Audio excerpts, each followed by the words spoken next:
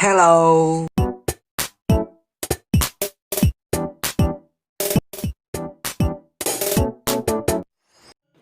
Hello everyone, how are you all? I hope you always good and healthy. How about work and education? I also pray it goes well. Before that, I want to introduce myself. My name is Michael Junior Scan. Currently, I'm still 18 years old, studying at Ciputra University. Now, I want to invite all of you to have a look at destination in the city of Surabaya that you may already know but are not in depth or have never entered. Does anyone know where we are going today? Let's take a look at this brief snippet from me. Enjoy!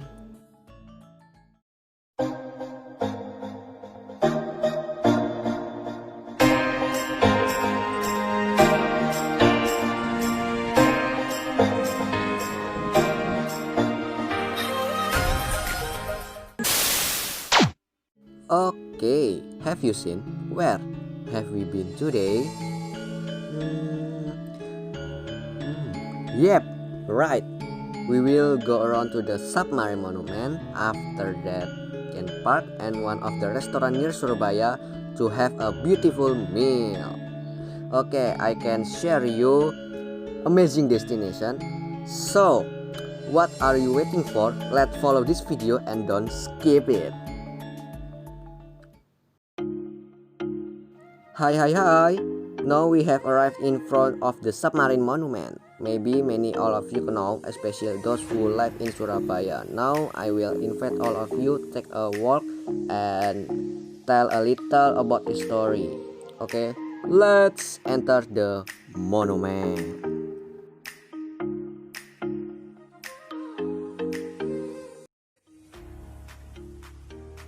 The submarine monument, or Mount Castle for short name in Indonesia, is a submarine museum located in Pemuda Street. Located in the city center, this monument is actually the KRI Pasopati 410 submarine, one of the Indonesian Navy fleet made by the Uni Soviet 1952. This submarine was involved in the Battle of the Arusi to liberate West Irian from Dutch occupation.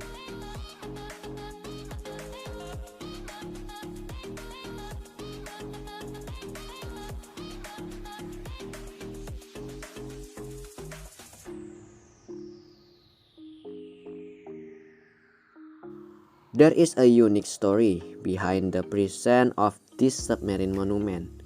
One night, Mr. Derajat Budianto, who is a former KKM KRI Pasopati 410 made in Russia and also a former KKM KRI Chakra 401 made in West Germany, dreamed that he was ordered by the KSIL at that time to carry this submarine to sail through Kalimas. It turned out that the dream had come true. He was assigned to display the submarine beside Surabaya Plaza or Pemuda Street. You do this by cutting the submarine into several pieces, then transporting into land and assembling and reconnecting it into a complete submarine. After that, the submarine was then brought ashore and made a monument to commemorate the bravery of Indonesian heroes. Apart from the submarine interior, there is also a screening of a film about the warfare that took place in the Arusi. If you want to visit this tourist spot, you will be accompanied by a local guide who is there.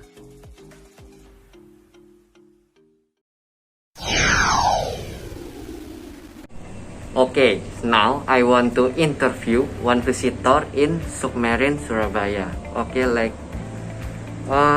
maybe this one woman. Permisi, boleh interview sedikit? Boleh. Bisa geser sedikit ke sini. Nah, oke. Boleh tahu namanya siapa? Jesslyn. Oh, Jesslyn. Umur berapa? Umur 17. Oke. Berarti aku manggilnya adik ya, soalnya aku lebih tua. Iya. Oke.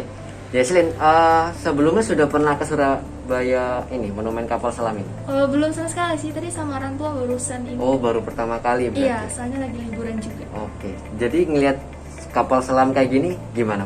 Perasaan atau feel yang bisa dirasakan apa setelah masuk ke kapal selam? Karena ini pertama kali, jadi kayak wow, ternyata banyak ya mesin-mesinnya gitu. Jadi kayak, oh ternyata kapal selam tuh gini. Oh, gitu. sejarahnya juga bisa Iya. membantu. Dan juga ada beberapa tugas gitu kan, kalau misalnya tentang fisika dan kawan-kawan kan, oh ternyata cara kerjanya gini-gini gitu. Oh, begitu. Sekalian belajar sih kak. Sekalian belajar. Iya. Oke. Terima kasih ya, Ya, Jesslyn. terima kasih juga kak.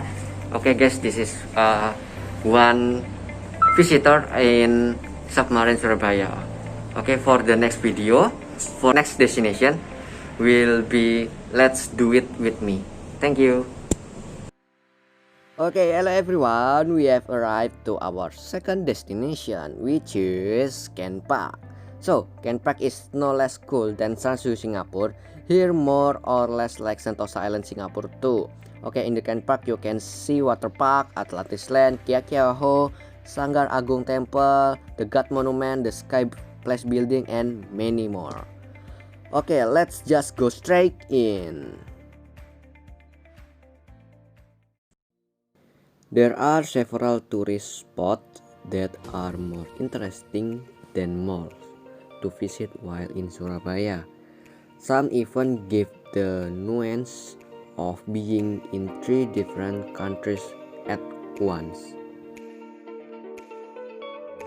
In ancient time, the area of Ken Park Surabaya was shabby beach area, but over time this area was then divided into 2. The 2 areas are the Old Kenjeran, which is managed by the government, and Kenjeran Baru, which is managed by a private party. That is the trying to present the Universal Studio of Indonesia through Atlantis Land Kenjeran Park. Then the area was finally called the Indonesian Disneyland, the Magic Kingdom Legoland, and also the World Theme Park, which has its own name among world tourists. The area of Kenjeran Beach is also no better managed, so that the condition of the beach is very well maintained because of the cleaning activities that are carried out almost every day to maintain the beauty of the tour. There are many destinations in this park, as I mentioned earlier. Okay, let's move on our final destination.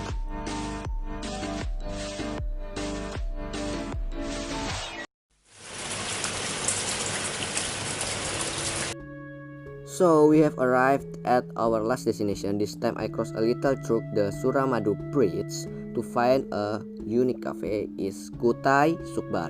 This cafe was founded by one community where entrance fee only 2,000 rupiahs. You can also take picture, watch the sunset, or just hang out without the need or linger. We enter inside.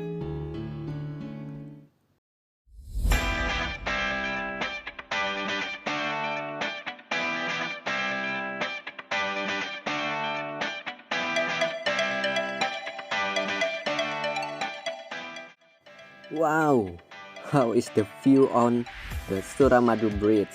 Extraordinary, marvelous, amazing. So this bridge to take us to our final destination. Okay, let's go.